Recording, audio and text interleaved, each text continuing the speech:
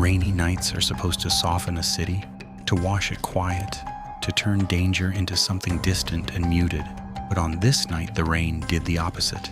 It concealed instead of comforted, blurred instead of clarified, and carried a 911 call that sounded ordinary enough to be ignored. A report of a faint glow near the trees after lightning, the kind of call that usually ends with nothing found and no report written. Yet hidden beneath the falling rain was a truth already burned into the ground, waiting for headlights to cut through the darkness and reveal that this was not the story of a fire, but the beginning of a murder that would only make sense once the storm, the silence, and a loyal dog all began to speak. The rainy 911 call. Rainy nights are supposed to soften a city, to wash it quiet, to turn danger into something distant and muted. But on this night, the rain did the opposite. It concealed instead of comforted, blurred instead of clarified, and carried a 911 call that sounded ordinary enough to be ignored. A report of a faint glow near the trees after lightning. The kind of call that usually ends with nothing found and no report written. Yet hidden beneath the falling rain was a truth already burned into the ground, waiting for headlights to cut through the darkness and reveal that this was not the story of a fire, but the beginning of a murder that would only make sense once the storm, the silence, and a loyal dog all began to speak. A fire that wasn't a fire. At first, it looked harmless, almost forgettable, a small patch of flames flickering weakly in the rain, the kind of fire that shouldn't even survive a storm. Yet something about it felt wrong, too controlled, too deliberate, as if it had been lit for a purpose and not by chance. And when officers moved closer, the illusion collapsed, because the fire wasn't feeding on grass or brush alone. It had been burning something else, something human. And as the embers died, they revealed a truth far more terrifying than any blaze, that this wasn't an accident sparked by lightning, but a calculated attempt to erase a life, turning what should have been a routine call into the moment. Everyone realized the fire was never the danger, it was the cover, a body in the brush. As the flames were finally beaten back and the rain reclaimed the ground, the shape in the brush became impossible to ignore. Not debris, not trash, but a human body left exposed to the storm. Bones showing through burned flesh, a plastic melted into metal beneath it, as if she had been placed there with intention. And in that moment, the quiet field turned suffocating, because this was no place someone wandered into by accident, no fire that grew out of control, but a body deliberately abandoned, where rain could wash away answers and darkness could hide the truth, leaving officers standing in the mud with the chilling realization that they weren't looking at the aftermath of a fire, they were standing at the end of someone's final journey. The storm that destroyed the crime scene, close enough to force officers to retreat, each thunderclap a reminder that staying near the body could mean death of their own. And with every passing second, the ground softened, footprints dissolved, ash scattered, and whatever story the earth might have told was slowly erased onto evidence, bleeding into mud while wind carried smoke and answers away, turning the scene into a race against nature itself. Because by the time the canopy finally went up and the storm loosened its grip, the damage was already done, and the killer's greatest accomplice had been the weather, a relentless force that didn't care about justice, only about washing the truth out of sight. The dog that wouldn't leave. Out of all the chaos the storm brought with it, the strangest detail wasn't the fire, the rain, or even the body hidden in the brush. It was the dog, a white shape moving silently at the edge of the flashing lights, soaked to the skin, yet refusing to go anywhere, pacing in tight circles as if bound to that patch of ground by something invisible, something stronger than fear, stronger than thunder, stronger than the shouting voices and blinding strobes of patrol cars.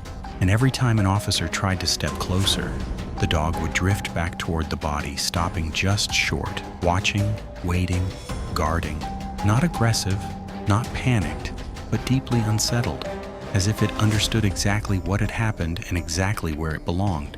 Because this wasn't the behavior of a stray drawn in by curiosity.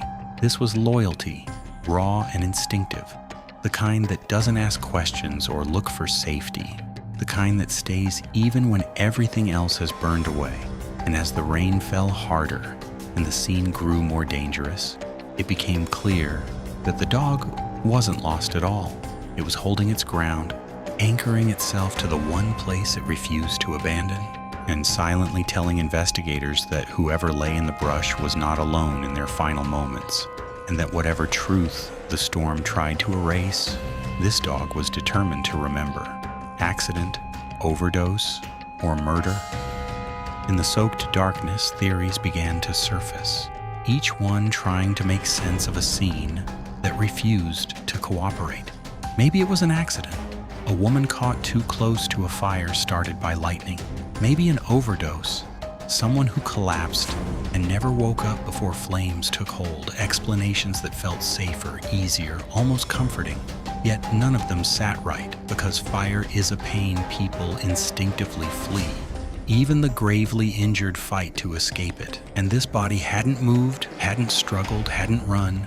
And then there was the hole in the skull, small, precise, impossible to explain away, shifting the weight of the moment into something far darker.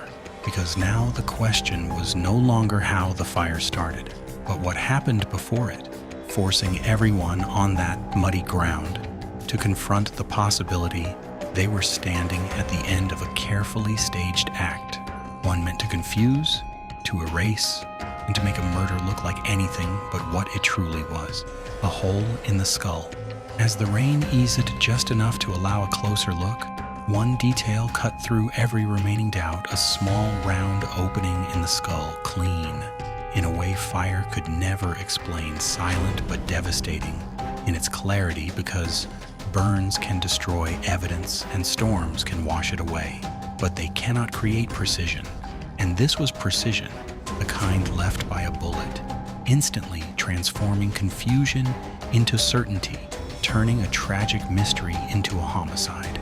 And in that moment, the fire, the storm, even the dog faded into the background, replaced by the chilling realization that someone had ended a life long before the flames were ever lit, and had trusted rain and darkness to hide the truth forever.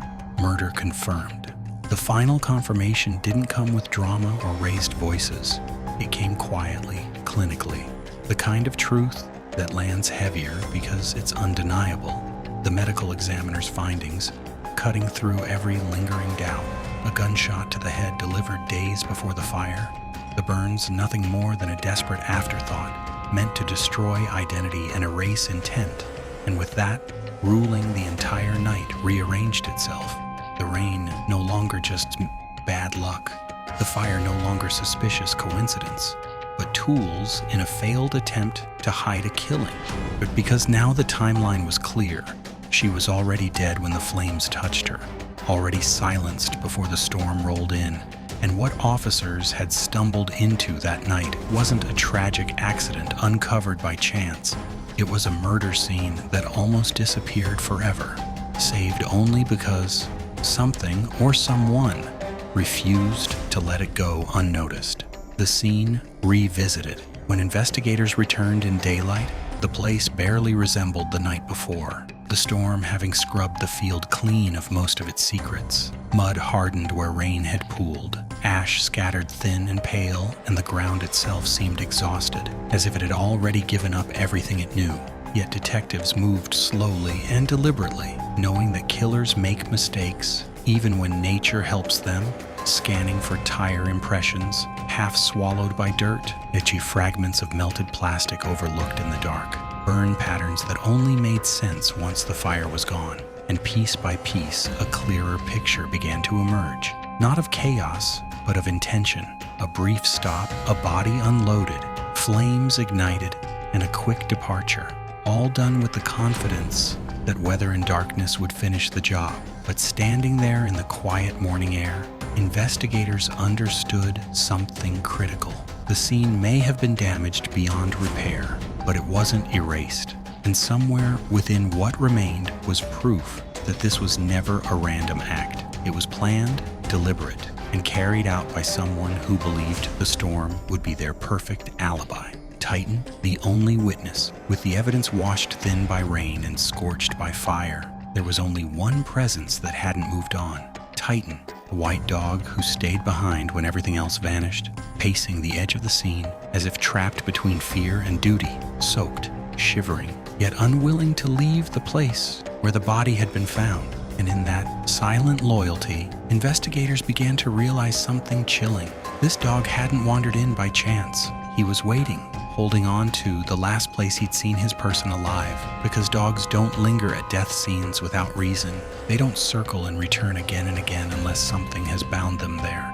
And as officers watched him resist capture, darting just out of reach, it became clear that while the storm had destroyed the ground's memory, Titan remembered everything in his own way, carrying answers not in words or fingerprints, but in instinct and devotion. And when animal control finally scanned his microchip, that quiet persistence paid off, revealing a name, an owner, and the first real thread investigators could pull. Because in a case designed to leave nothing behind, the killer hadn't accounted for one thing: a witness who couldn't be intimidated, couldn't be silenced, and refused to walk away. The dog gets caught for hours. Titan had moved like a ghost through the darkness, always close, never close enough, slipping away the moment anyone tried to reach him, as if he understood that once he was taken, whatever tether bound him to that place would be broken. But daylight changes everything. Fear fades, exhaustion sets in, and eventually instinct gives way to hunger and confusion. And it was a local resident who finally saw him again, wandering near the same stretch of land, dirty and tired, no longer running, just drifting as if unsure where else to go. And when animal control arrived and gently closed the distance, Titan didn't fight, didn't bolt, didn't bare his teeth. He simply stood there and let it happen, as though his job was finally done. And with the soft beep of a scanner against his shoulder, the case shifted, a microchip number lighting up a screen, followed by a name, Titan, and then another name, his owner's, transforming a nameless death into a person, a life, a story. Because in the end, the dog didn't escape, didn't disappear, didn't forget. He waited just long enough to be found, carrying with him the one thing the storm and the fire couldn't destroy: the truth. A name from a microchip. The moment the scanner passed over Titan's shoulder, the case changed forever. A soft electronic beep cutting through the silence, like a whisper from the dead, because for the first time since the fire burned out and the rain washed the ground clean, something spoke back. A name appearing on a screen where there had only been questions. Mandy Reynolds, no longer just a burned body in the brush, but a real person with a home address, a history, a life abruptly severed. And in that instant, investigators understood the cruel irony that while fire and storm had worked together to erase evidence, a tiny piece of technology no bigger than a grain of rice had survived it all, quietly waiting inside a loyal dog, turning an anonymous murder into a personal tragedy, and proving that no matter how carefully someone tries to make a person disappear, the truth has a way of leaving its mark behind. Here to Mandy Reynolds. Mandy Reynolds was no longer just a case number or a body found in the rain. She was a 26-year-old woman with a face, a smile, and a life that existed far beyond that dark field in Texas. A petite brunette whose photos showed warmth and familiarity, arms wrapped around her dogs, eyes relaxed, unaware of how violently her story would end. And the contrast was unsettling, because nothing about her online presence hinted at danger or desperation. No signs of someone preparing to disappear, only snapshots of ordinary moments that now felt painfully final. And as investigators studied her name and her face, the weight of the crime deepened, because this wasn't an anonymous tragedy anymore. This was Mandy, a daughter, a friend, an owner to a dog who had refused to leave her side. And in giving her back her name, when the case shifted from mystery to mission, no longer about what happened in the brush, but about who took Mandy Reynolds' life and believed she could be erased without consequence. The phone call that didn't sound right. The phone rang, when investigators least expected it, and from the very first word, something felt off. A voice claiming to be Mandy Reynolds, calm but strained, confident yet oddly defensive, answering questions too quickly while stumbling over details that should have come naturally. And as the conversation stretched on, the unease only deepened because the story didn't flow. Timelines bent where they shouldn't. Locations shifted mid-sentence, and irritation replaced concern the moment the questions pressed closer, as if the caller wasn't worried about a missing dog or a disturbing discovery, but about being cornered. And when the line went dead not once, but twice, it left behind a silence heavier than any confession, the kind that makes seasoned detectives glance at each other without speaking because they both hear it, the sound of someone pretending to be another person, not just lying, but wearing a voice like a disguise. And in that moment, it became clear that whoever had made that call wasn't trying to help. They were trying to control the story, unaware that their voice, mismatched and misplaced, had just become one of the loudest clues in a case built on deception. Someone is pretending to be Mandy that lingered too long, and answers that felt rehearsed because the voice on the phone didn't carry the weight of fear or confusion you'd expect from someone whose dog had vanished near a crime scene. Instead, it carried impatience, irritation, a strange urgency to end the conversation before it went anywhere dangerous. And that's when it clicked. Mandy couldn't be calling, not now, not after what had been found in the brush, which meant the person on the line wasn't trying to locate a missing pet. They were trying to occupy a role to become Mandy just long enough to muddy the waters, to plant doubt where certainty was forming. And in that chilling moment, investigators understood they weren't just chasing a killer anymore. They were dealing with someone bold enough to step into a dead woman's identity, believing a borrowed voice and a shaky story would be enough to rewrite reality. Unaware that pretending to be Mandy didn't protect them, it exposed them. The empty apartment. When investigators stepped inside the apartment, the silence was immediate and unsettling. Not the quiet of someone briefly away, but the hollow stillness of a place that had been erased. Rooms stripped bare, closets emptied, surfaces wiped clean as if someone had rushed through with a single purpose: to remove every trace of a life that once existed there. No clothes, no personal clutter, no signs of a struggle, just blank walls and open space that felt staged rather than abandoned. And as detectives moved from room to room, the realization settled in. This wasn't someone leaving town. This was someone trying to rewrite the past, because people don't vanish this completely unless they don't plan on coming back. And standing in that emptied apartment, it became chillingly clear that whatever had happened to Mandy Reynolds didn't end in the field. It started here, in a place that now felt less like a home and more like the first crime scene everyone had missed. A stolen truck full of clues. The break didn't come from the field or the apartment. It came from a vehicle that shouldn't have been there at all. A truck reported stolen, sitting nearby like it had been forgotten in a hurry. And when officers looked inside, the picture changed instantly, because this wasn't a random theft. The truck was packed with Mandy's life. Clothes, personal items, everyday belongings thrown together without order or care. As if someone had swept her existence into the bed of a vehicle and driven off. And that disorder told its own story, not of someone calmly moving out, but of someone rushing, panicking, trying to take everything that mattered while leaving behind just enough to suggest she'd vanished by choice. Yet the more detectives looked, the clearer it became that this truck wasn't meant to hide the truth forever. It was a mistake, a rolling container of evidence that tied the empty apartment to the burned field, proving that Mandy hadn't disappeared on her own. She'd been taken out of her life violently, and someone else had been left to carry the weight of what they'd done. The missing Honda Accord 1 detail refused to stay quiet. Mandy's gray Honda Accord, gone without explanation, not parked nearby, not abandoned down the street, simply erased from where it should have been.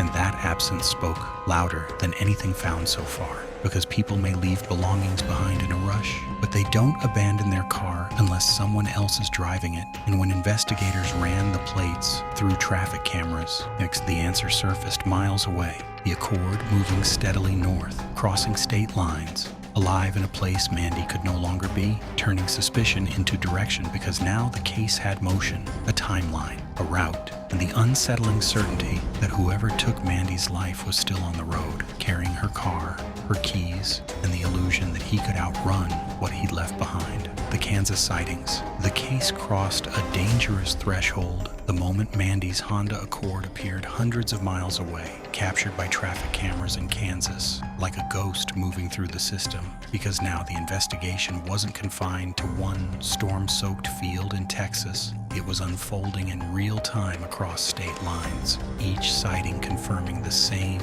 unsettling truth. The car was still moving, still being driven. It is still carrying traces of a life that had already ended. And with every new hit, another camera, another timestamp, the picture sharpened. This wasn't someone borrowing a vehicle or making a panicked escape. It was someone running with purpose, someone who believed distance could dilute guilt, but instead the sightings did the opposite. They narrowed the hunt, turning highways into breadcrumbs and Kansas into the place where a lie would finally run out of road. The high-speed chase. It ended the only way a lie this big ever can, at full speed, when Kansas officers spotted the gray Honda Accord and pulled in behind it, lights flashing, sirens cutting through the night, and instead of slowing down, the driver made a choice, pressing harder on the accelerator as if momentum itself could carry him past consequence. The car weaving through traffic, crossing lanes, forcing other drivers to scatter while radio traffic crackled with updates, speeds climbing, risk multiplying by the second, until the chase spilled off the highway and into a parking lot where panic replaced control. The driver abandoning the car and sprinting for a store, desperate and reckless, only to be boxed in by armed officers shouting commands, less lethal weapons drawn, voices overlapping in a tense chorus of stop, get down, crawl out. And when it was finally over, when hands were cuffed and the engine fell silent, the truth settled in with brutal clarity. The road had run out, the flight was over, and the man behind the wheel was about to learn that you can't outrun a crime that's already waiting for you at the end. The arrest. It didn't happen quietly or cleanly. It happened in fragments of chaos. Flashing lights, reflecting off glass storefronts, officers shouting commands as the suspect staggered and collapsed under the weight of his own panic, barely coherent, barely responsive, hands trembling as they were pulled behind his back because this wasn't the arrest of someone ready to explain themselves.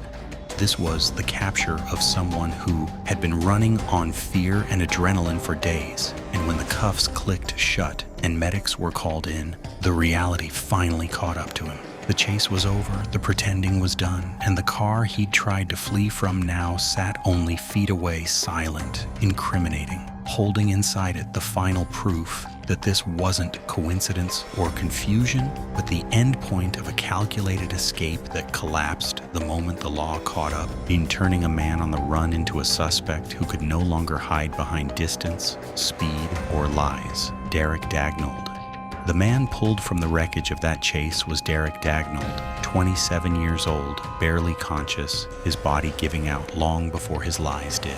And as officers began to piece together who he was, the danger he represented came sharply into focus, a history marked by robbery, drugs, violence, and instability, someone law enforcement already knew by name. But what made this arrest truly chilling wasn't his record, it was his connection. Because Derek wasn't a stranger who crossed Mandy Reynolds' path by chance. He was her cousin, someone she trusted enough to let into her home, someone who knew her routines, her vulnerabilities, her life, and that betrayal hung heavy over everything that followed. Because killers who come from the inside don't need to force doors or leave obvious signs. They already have access. And as Derek sat in custody, drifting in and out of awareness, investigators realized the case had shifted again. This wasn't a random act of violence or a faceless predator from the dark. This was a crime rooted in familiarity, in proximity, and in a trust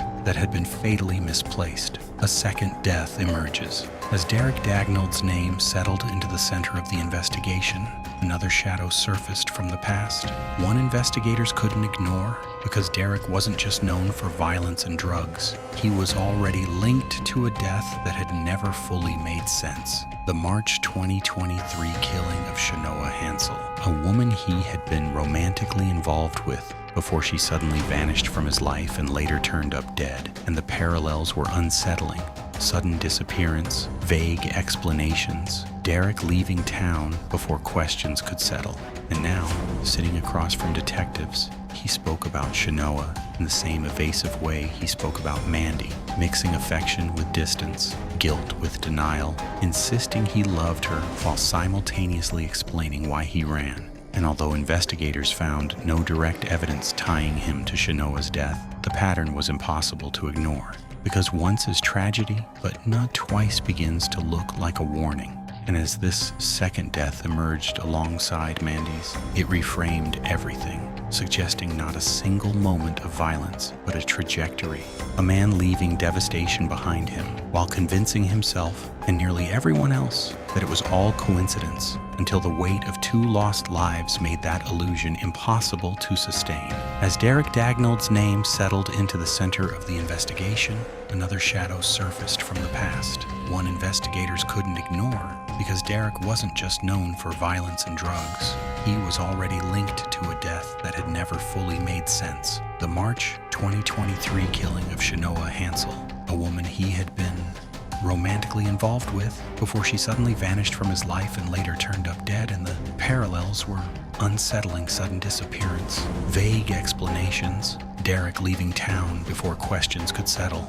And now, sitting across from detectives, he spoke about Shanoa in the same evasive way he spoke about Mandy. Now it's mixing affection with distance, guilt with denial, insisting he loved her while simultaneously explaining why he ran. And although investigators found no direct evidence tying him to Shanoa's death, the pattern was impossible to ignore. Because once is tragedy, but twice begins to look like a warning, and as this second death emerged alongside Mandy's, it reframed everything, suggesting not a single moment of violence, but a trajectory, a man leaving devastation behind him, while convincing himself and nearly everyone else that it was all coincidence, until the weight of 2 lost lives made that illusion impossible to sustain. The cartel story. When the questions closed in and the evidence began to circle, Derek didn't deny knowing what happened. Instead, he reached for something bigger, darker, and harder to verify.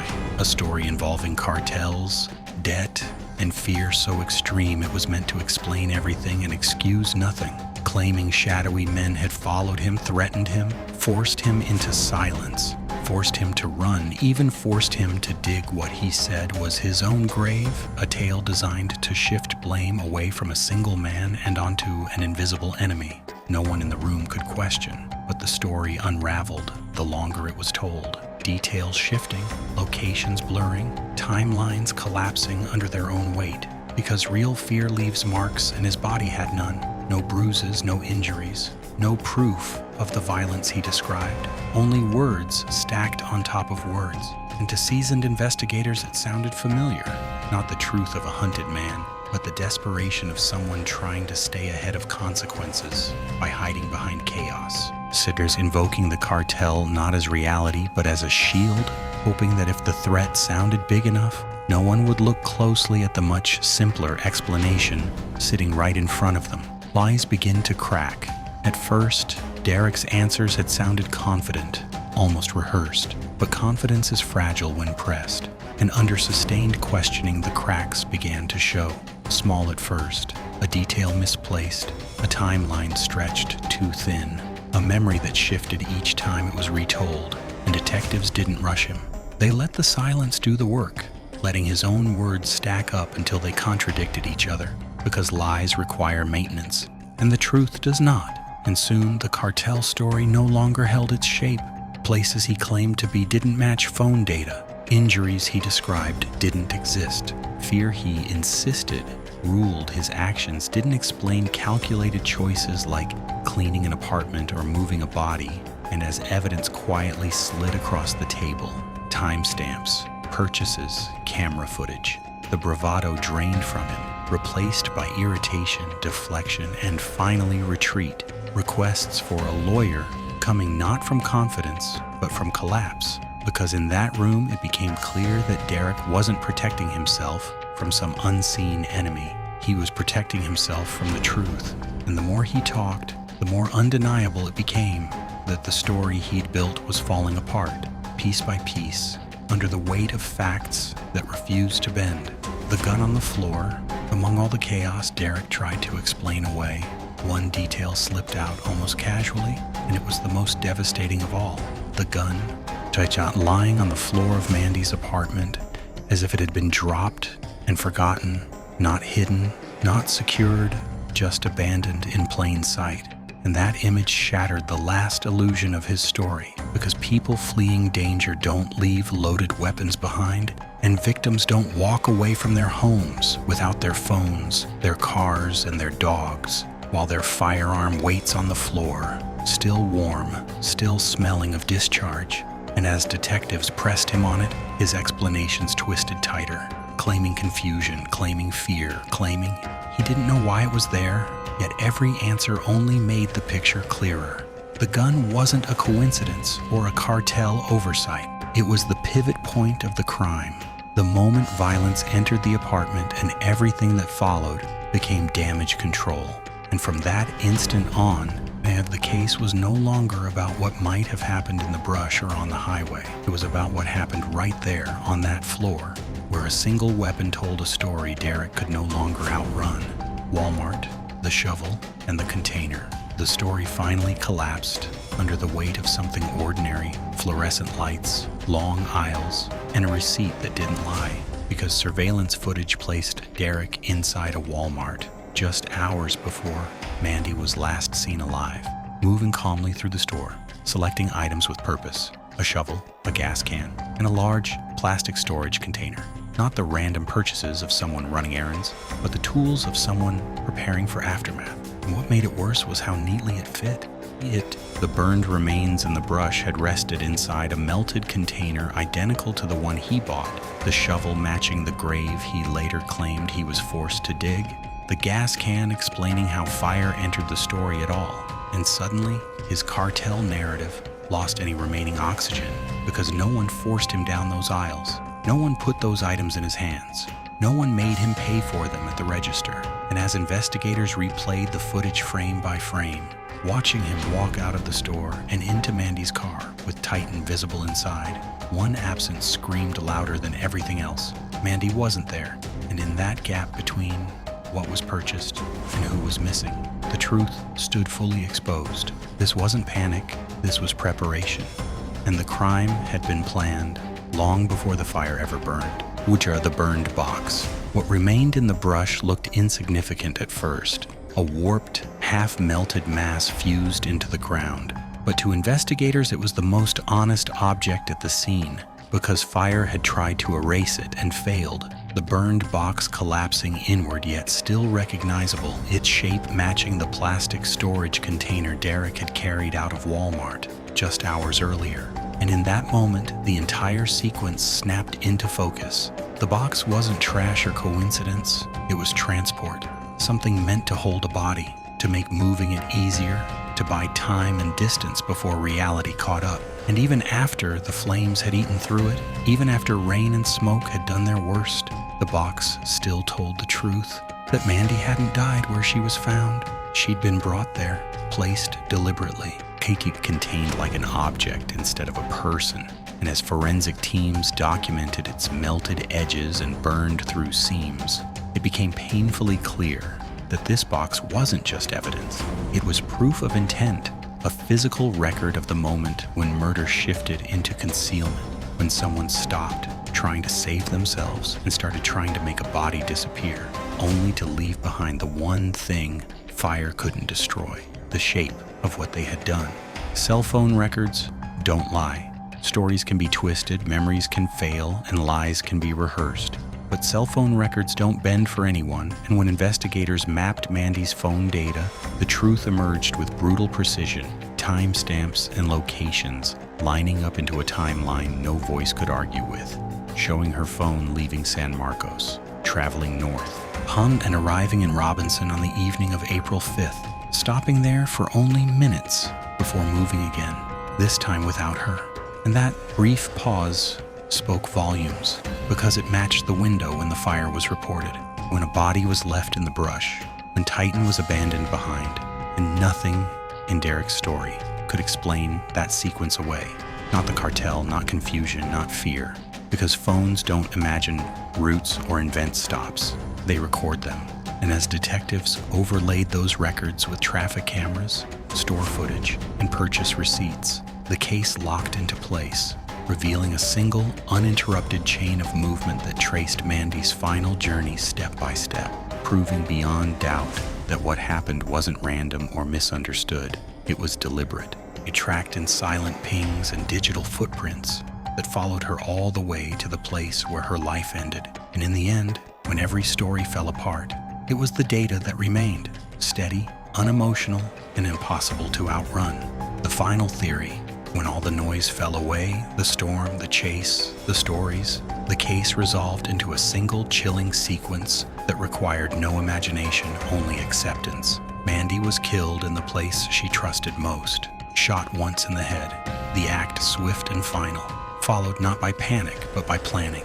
A trip to Walmart for tools meant to solve a problem, a container to carry her, a shovel for a grave that proved too hard to finish, and gasoline for a fire meant to erase what couldn't be buried. Her body driven north and left in the brush for minutes, and just long enough to light the flames and walk away. Titan abandoned in the rain, and then a hurried attempt to rewrite reality, emptying the apartment, scattering belongings into a stolen truck, driving her car across state lines, and even borrowing her name on the phone, until the story collapsed under evidence that didn't care who told it, because receipts remembered, cameras watched, phones recorded, and a loyal dog stayed where the truth was left behind.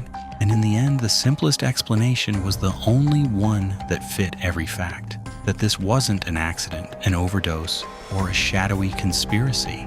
It was a deliberate murder, followed by a desperate, methodical attempt to make a woman disappear, an attempt that failed because too many small things refused to be erased. The dog exposed everything. In the end, it wasn't a confession, a weapon, or even the fire that broke the case open. It was a dog that refused to forget, a silent witness standing in the rain when everything else was designed to disappear. Because while the killer relied on storms to wash away footprints and flames to erase identity, Titan stayed, pacing the same ground, circling the same spot, refusing to abandon the place where his person had been left behind. And that loyalty changed everything, turning a nameless body into Mandy Reynolds, a missing car into a manhunt, a strange phone call into deception, and a scattered trail of clues into a single undeniable truth. Because Titan didn't just lead investigators to a name, he anchored the entire case, exposing lies that stretched across states, collapsing stories built on fear and fiction, and proving that even the most carefully planned crimes can be undone by something simple and uncontrollable: devotion. And if the killer believed the storm would be his accomplice, he was wrong, because it was the dog, soaked, silent, and unmovable, who stood watch long enough for justice to find its way back. Trial and conviction. By the time the case reached the courtroom, the story Derek Dagnold had tried so hard to control was no longer his to tell. It belonged to the evidence, laid out piece by piece before a jury that didn't need theatrics to understand what had happened, because the facts spoke with devastating clarity. The gun tied to the fatal shot, the Walmart purchases that proved preparation, the phone records mapping Mandy's final movements, the burned container, the emptied apartment, the stolen vehicles, and the voice on the phone pretending to be someone already dead. And as prosecutors walked the jury through the timeline, the defense had little room to maneuver, no cartel to point to, no alternative suspect to raise, only a series of denials that collapsed under the weight of consistency and corroboration. And when deliberations began, they were brief, shockingly so, ending in a conviction that came not after days of doubt, but after minutes of certainty. because the story made sense in only one way, and when the verdict was read, the courtroom absorbed the finality of it. Mandy Reynolds' name spoken not as a mystery but as a victim, and Derek Dagnall sentenced to life in prison.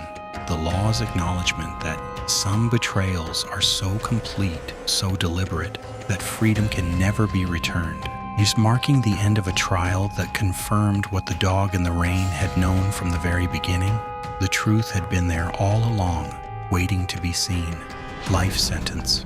When the judge finally spoke, the room went still, the kind of silence that carries weight, because everyone understood that this was the last chapter, not just of a trial, but of a life divided cleanly into before and after. And with a single ruling, Derek Dagnall was sentenced to life in prison, a punishment reflecting not just the act of murder, but the cold sequence that followed it, the planning, the deception, the attempt to erase a human being and walk away as if nothing had happened. And as the sentence was read, emotions broke through the courtroom. Grief, anger, disbelief, pain spilling out from Mandy's family while the man responsible tried to interrupt. It's tried to redirect attention, unable even then to fully accept the gravity of what he had done. Yet the law did not bend, because the evidence had already spoken louder than any outburst. And with that decision, the system drew a hard line, acknowledging that some crimes are so deliberate, so intimate in their betrayal, that society cannot risk their author walking free again, leaving Derek to face decades behind bars. While Mandy Reynolds' story, once almost erased by fire and rain, was finally, formally, and permanently recognized. The real motive. In the end, there was no cartel, no shadow organization, no faceless enemy pulling strings from the dark. The real motive was far more ordinary and far more disturbing, rooted in proximity, resentment, and control. Because Mandy Reynolds had reached a breaking point. She was planning to reclaim her space, her safety, her life, and that decision threatened the one thing Derek Dagnall depended on: access, shelter, and the ability to hide behind family ties. And for someone with his history, being told to leave wasn't just rejection, it was exposure, the loss of cover, the collapse of a fragile arrangement that kept him afloat. And when that reality set in, anger replaced fear, entitlement replaced restraint, and violence became the final assertion of control. Because this wasn't a crime driven by passion alone or sudden rage. It was driven by the refusal to let Mandy decide her own future, the refusal to accept consequences. And that motive explains everything that followed: the calculated cleanup, the staged disappearance, the impersonation, the flight across state lines. Which all of it was an attempt to undo one simple truth: that Mandy had chosen herself. And for that choice, someone who felt he had nothing left to lose decided she couldn't be allowed to walk away, revealing that the most dangerous motive of all isn't mystery or money. It's entitlement, the belief that another person's life can be taken when they no longer serve your needs. If not for Titan, this story might never have had a name, a face, or an ending, because the storm did everything it could to help the killer. Rain washing away footprints, fire destroying identity, darkness hiding movement, and distance stretching the truth across state lines. But Titan stayed unmoving, circling the place where Mandy had been left, as if instinct alone knew that leaving meant forgetting, and that quiet refusal changed everything. Days, because without the dog, there is no microchip. Without the microchip, there is no name. Without a name, there is no phone call to question, no empty apartment to search, no missing Honda Accord to track, and no suspect running through Kansas at full speed. And in that sense, Titan wasn't just a witness, he was the thread that stitched the entire case together, proving that even the most carefully planned crime can unravel because of one uncontrollable variable: loyalty. And while evidence spoke in data and footage and receipts, Titan spoke by staying, by waiting, by refusing to let the place where Mandy's life ended become just another forgotten patch of ground. And if justice found its way back to her, it wasn't because the storm showed mercy, it was because a dog did. If this story stayed with you, Let us know your thoughts in the comments below. Your voice matters here. If you found this deep dive meaningful, like the video to support the work, share it so Mandy's story is never forgotten, and subscribe to the channel for more carefully researched true crime investigations.